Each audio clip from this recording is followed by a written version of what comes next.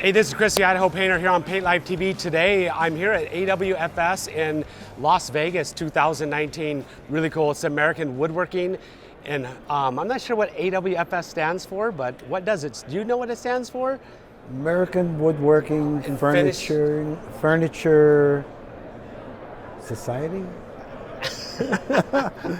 So we're here at the AWFS show. It's kind of funny because it's amazing how many people don't know what AWFS stands for, but it's one of the biggest woodworking shows and finishing shows in America, and it's really cool. So I'm here just cruising around, and I came by the Apollo booth, and I found Bill. And so Bill is from Modern Finishing Products. So, and you're here demonstrating the Apollo sprayers right here, HVLP sprayers. And I heard you had 35 years experience in this business. And that's true. That's correct. Yeah, and so I wanted to get some information and some insight from you to share with my followers and subscribers, because be happy to do. Yeah, there's a lot of people, there's a lot of HVLP systems out there available, and there's a lot of guys that just don't know how to find a good quality unit and what is a good quality unit. And so we're trying to sift through this information of what's good and what's bad, so we know what to invest our money in. So you've literally been around HVLP technology, selling, working with it, spraying, and I believe I think what, 35 years? Yeah, about 35 years selling, but 37 years if you want to include the time that I've used the equipment and we got somebody beeping around here, and I'm going backwards in a car. So we're inside of that. Was kind of interesting, but so in some of your background now, you're a private consultant, I believe. And, that's true, because I do have a background in education. I love teaching, and I learned so much about not only the HVLP technology, but so important, the coatings that are used with the technology, and how to best pair the two together to get optimum results, and selecting the right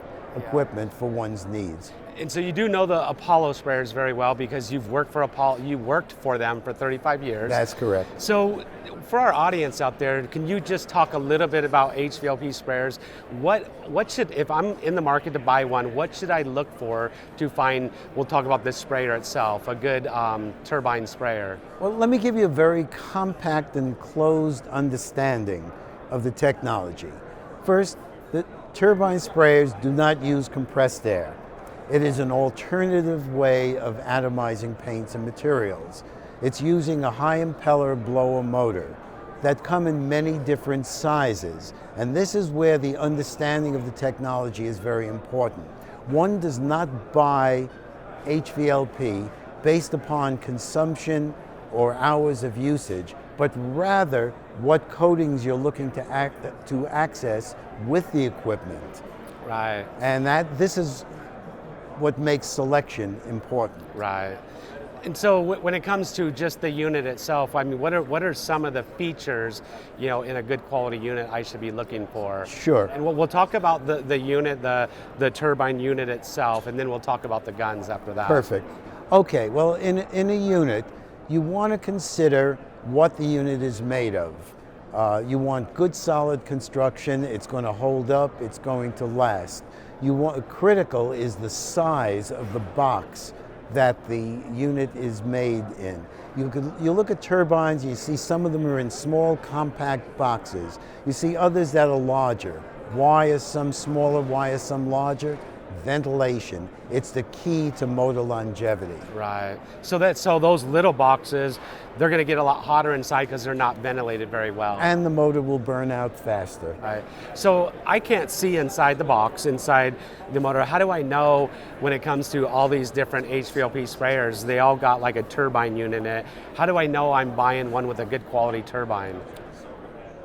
That's a tough question to answer. You don't know. You don't know. You have to rely on who you're buying the equipment from. Right. Is it a USA-made motor? Is it made specific for HVLP? Is it a stock motor? Right. Those are questions that can be asked. Right. I know there's a lot of different HVLP units out there, and it seems like every single one has different ventilation systems when it comes to air filters. And what's the importance of an air filter? And I noticed that some units only have one air filter and some units have multiple air filters. What's better? In paint spraying, obviously you want the cleanest air possible. You don't want any particles of dust or dirt filtering into the air that could mix with the paint and get onto your substrate and the work. So the better the filtration system, the less chance there is of having an accident or a problem. Right. So why does Apollo have two filters? They have one on both sides of the unit. What's the purpose of that? Actually, Apollo has something that's called Quadra Filters. Quadra Filters. Because there are two main filters, one on either side of the unit, right, and a foam pre-filter around the unit. So you get the ability to to filter out the dust, sawdust, the larger particles, and then the finer micron filter inside gets your finer particles. One thing I noticed with the HVLP units is they all get pretty hot. Is that pretty typical and pretty natural for an HVLP unit? That's a question that comes up a lot when I have done trade shows. It's relative to the manufacturer. A poorly designed unit, bad ventilation, and other features will cause it to run hot. If the rotational friction of the motor is producing warm air, that can have positive benefits when channeled correctly. When not ventilated, the warm air just recirculates itself and gets warmer and warmer and warmer. Right. So let's talk about guns now. And sure. I mean, what am I looking for qualities in a good gun? Because I know when I can look at a gun and it looks really cheap to me, and then I look at an Apollo gun and it looks really nice and expensive. But nice and expensive doesn't mean it's going to be the best gun for me. What are some of the features I need to look for? One of the things I point out immediately, and I did it here at this show, and I would put the gun into someone's hand. Say, give me a one-word reaction. I would get, it feels so light, because the gun looks large, it feels light. Someone else would say, it has no weight to it. And this is something that we worked on for a long time in terms of getting balance. Right. And that's a key factor, fatigue. If you're spraying and you start getting arm fatigue, you tend to either slow down or go faster. And with a spray gun, you want to move evenly all the time.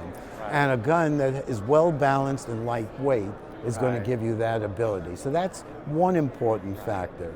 Other important factors are the materials internally that a spray gun is made of, especially today with water-based coatings. Water-based coatings require high-grade stainless steel to avoid corrosion issues. There's another feature on the Apollo gun that's so important. Rather than have people buy multiple guns, we made our gun multifunctional. Right. And so what does that mean? It simply means you have the option of having a standard cup on the bottom of the gun. Right. Or you can have the cup on top. Right. A gravity cup, which many people like. You can remove the cup altogether, feed in a fluid line, and work off of a remote pot or pressure pot or cup system. One other feature is that same gun, because of its design, can work not only on a turbine, but as a backup, will work on any air compressor as well, just by changing the fitting at the handle of the gun. Wow. One of the features that I really liked about the unit is I always carried a remote pot, and it would be hanging from my belt buckle or my belt loop, and it always gave me, I got bad back problems. If you know, I just 6 weeks ago had another back surgery, and so it always bugged me. And then Apollo's, their remote pot is actually setting on top of the unit with a 30-foot hose. Correct. And is there any, can you talk about any benefits or features to that? Why you did that? One of the things we did was make every one of our units modular, so you can grow, the painter can grow with the equipment. Right. So you have your basic turbine, and suddenly you realize you want to do a little bit more production. We have a fluid feed, we start with a fluid feed system, with a 2-quart remote pot, mounts on top of the turbine, and now you have a spray gun with 2 hoses. You have lighter weight, can turn in any direction you'd like, and we even give you the option of putting 4 wheels under the turbine so it moves around easily. You now have small production. Want to grow a little beyond that? We have a cart. Does the same thing, except you set the turbine mounted to the cart. You have a 2.5-gallon pot. And so I have a handful of HVLP sprayers, different models and brands, and the only one I have is Apollo that has a digital readout on it. And so what is the benefit to a digital readout? All the other ones I have do not have a digital readout for pressure. Well, first, the digital readout is patented, so no one can copy it. Oh, well, there you go. So that's why nobody else has it. So we actually started that concept of variable speed or variable power. As turbines got more powerful, because you wanted the ability to spray higher viscosity coatings, that's great. But what happens now when you turn around and you have the same unit and you want to spray a lower viscosity material? So we came up with the variable speed, and more than just a dial where you might not remember where you set the dial, we built in a PC board with a lot of information and a digital readout. So now you know exactly the pressure. Once you determine your pressure for a particular coating, you can duplicate that today, tomorrow, and the next day. And I found that a very, very good benefit. It's great. That's some really good information. Bill, you've given us some amazing information about HVLP sprayers.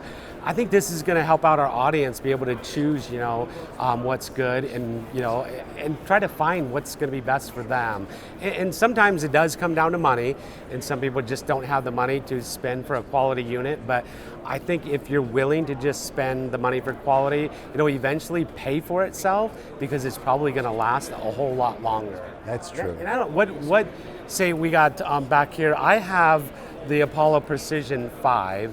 And what would be the average life of that unit? I think it's, you're going to be spending a couple $1,000s. How long is that going to last me? And I know a lot of this is, well, do you use it one day? Do you use it 5 days? But just the average painter that's using it maybe twice a week. Okay, I'll put it in terms of hours, and I'll supplement that answer. The manufacturer of the motors rates it at, I believe it's between 500 and 600 hours. However, when you take care of your unit, you clean the filters, use it in a normal operating manner, and even at an appropriate point, change the brushes in the motor, you'll find the longevity could go well beyond that. I know people that go years and years with their equipment. And this is going to be an investment that it could last you a lifetime, but you're going to make the money back on the first set of cabinet jobs you do, or 1 or 2 cabinet jobs. You're going to make the money back. It's worth the investment to buy quality. I love quality tools. I got an Apollo sprayer, absolutely love the thing. It's just amazing from the gun to the unit itself.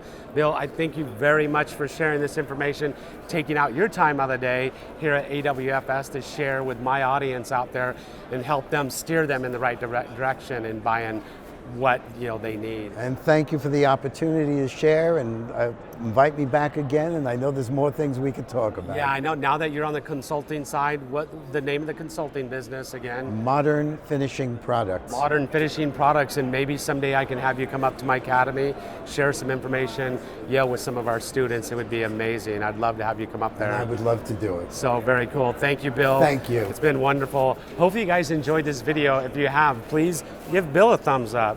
You don't have to worry about me. Subscribe to our channel, hit the notification bell, hit it, slam it, bang it, do whatever you need to do, just don't break your computer screen. All right? Hopefully you guys enjoyed this video, and like we always say, we'll see you sometime in the future, maybe some other day. Ow.